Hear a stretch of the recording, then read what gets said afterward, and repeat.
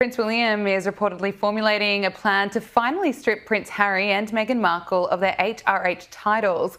Riley Sullivan is a lifestyle reporter here at skynews.com.au, and he's always across the latest celebrity headlines. In a historic move that has sent shockwaves through the British monarchy and beyond, the House of Lords has launched a formal petition to strip Meghan Markle, the Duchess of Sussex, of every royal title she holds. What began as whispers in the hallowed corridors of Westminster has erupted into a thunderous legislative motion, marking the first time since the Sussexes' dramatic exit from royal duties dubbed Megxit that the British aristocracy has declared open war on Meghan.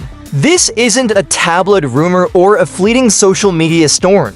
Still using her HRH title despite agreeing to drop the title when the Sussexes left royal duties. How is Will planning to deal with this? It's a real legislative action tabled in the oldest democratic chamber in the world, the House of Lords, on May 22, 2025, for Meghan, who has built a global brand on the foundation of her royal status. This petition threatens to unravel everything she thought she could keep.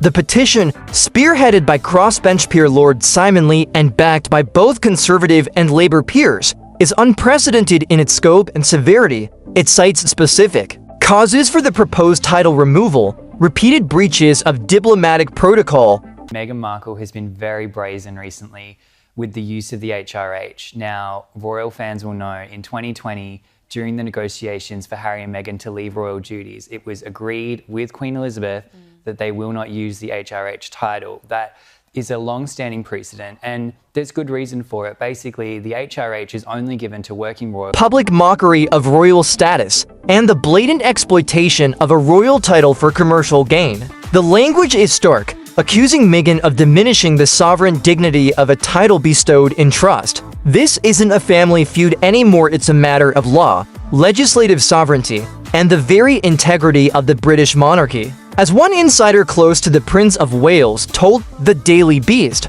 the fact that she's continued to use the HRH title, despite clear instructions not to, is absolutely infuriating at Buckingham Palace. The House of Lords is stepping in where the royal family has hesitated. So the fact that she's continued to use this HRH when they've been instructed not to, I think is absolutely infuriating in Buckingham Palace. And there was a very interesting source inside close to the Prince of Wales who spoke to the Daily Beast, aiming to enforce consequences that could redefine the Sussexes' place in history. The seeds of this seismic action were sown not with a scandal or a tabloid leak, but with a whisper quiet discontent that began rolling through Westminster earlier this year. Royal fans will recall that in 2020, during the negotiations for Harry and Meghan to step back from royal duties, it was agreed with Queen Elizabeth II that they would no longer use their HRH titles.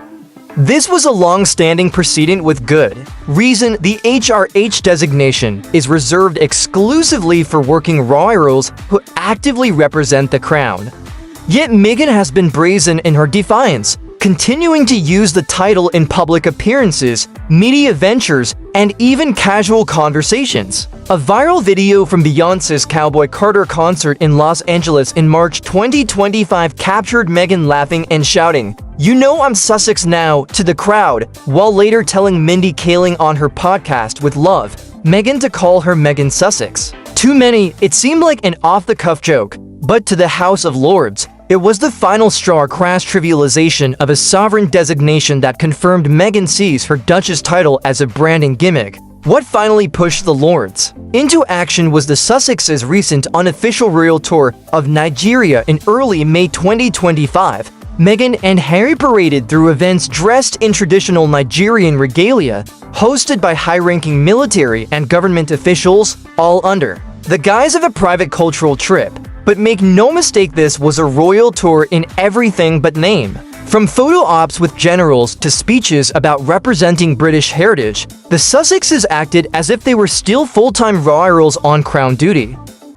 Changed my mind on things, but I don't want them to be stripped of it, but I think I now understand they're trying to do, I think that would really be validated if they said, this institution isn't for us.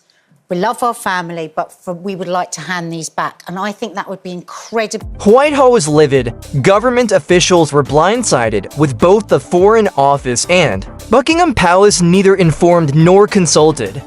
The House of Lords cited the Nigeria trip as unauthorized diplomatic posturing that jeopardized the Crown's neutrality abroad, arguing that such actions risk international confusion over British foreign policy. By holding private meetings with military chiefs and giving speeches while using her Duchess title, Meghan blurred the line between personal advocacy and diplomatic representation, a move that the Lords say erodes the monarchy's constitutional role as a neutral head of state. The petition doesn't stop at the Nigeria tour. It lays out a litany of charges that paint a damning picture of Meghan's conduct since leaving the royal family. One of the most serious accusations is her repeated breaches of royal communications protocol, a centuries-old code designed to prevent royals from making unauthorized statements, especially abroad.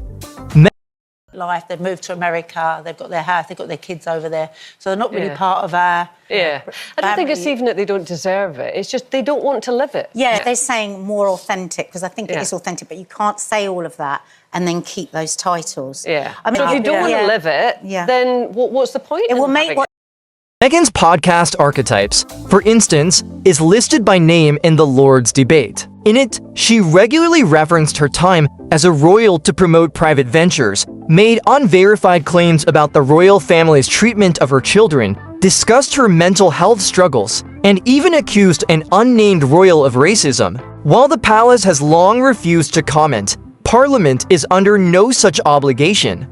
The Lords argue that these statements, made while still holding the Duchess of Sussex title, caused diplomatic embarrassment and harmed the monarchy's reputation across the Commonwealth. This isn't about free speech, the petition states. This is about using a title of royal privilege to level personal attacks against an institution that can't respond. The petition also slams what it calls the blatant commercialization of a sovereign title. Meghan and Harry's deals with Spotify and Netflix weren't merely content deals, they were marketed, packaged, and sold under the Sussex brand. The 2020 to Netflix docuseries Harry and Meghan opened with the line "The Duke and Duchess of Sussex present," using royal fonts no less. The couple even attempted to trademark Arkawell and Sussex Royal as global brands. Think of her as an actress. And I remember when I was in a relationship years ago, everything I did and said, whether I cried, whether I joked, this boyfriend of mine would say, well, you're an actress. As if you were fake. So I think as if it was fake.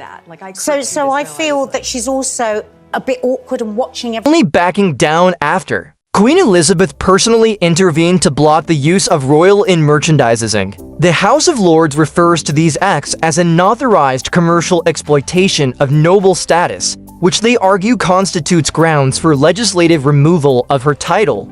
To put it plainly, Meghan turned royalty into reality TV and Parliament. Notice that another charge accuses Meghan of turning a noble title into a tabloid punchline. The petition references her constant press appearances, paparazzi chases, and the infamous car chase claim in New York in 2023, which the NYPD later described as exaggerated.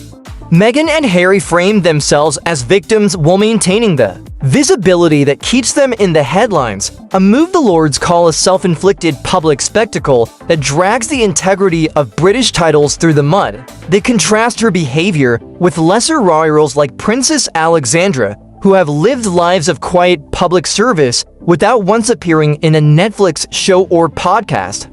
The message is clear: you can't claim victimhood while building a media empire off a title you say is oppressive. The Lords also revisit the infamous 2021 Oprah Winfrey interview, where Meghan made allegations of racism within the royal family, refused to name names, and let the public assumption spiral into a meteor firestorm that painted the monarchy as inherently colonial and oppressive. The petition describes this as public incitement against the institution of the crown, launched under the protection of a privileged title. Meghan still held the title Duchess of Sussex while making these claims, a title granted by the sovereign that comes with responsibility, not a license for international character assassination.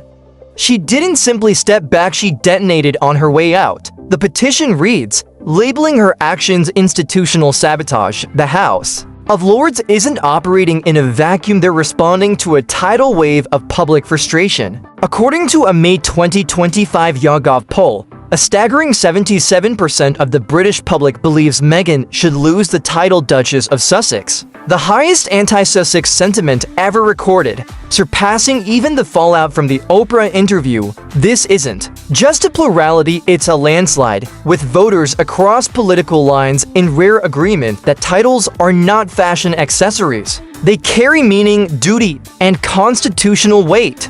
Even more telling, 61% of respondents think Harry should be stripped of his titles, particularly his HRH designation, though for now, the focus remains on Meghan, the lightning rod for controversy. Commercialism and institutional embarrassment. Public sentiment has been building for years, fueled by a sense that Meghan and Harry want to have it both ways: freedom from royal duties, but the prestige of royal titles. They've moved to America, they've got their house, their kids over there, said one respondent in a follow-up interview.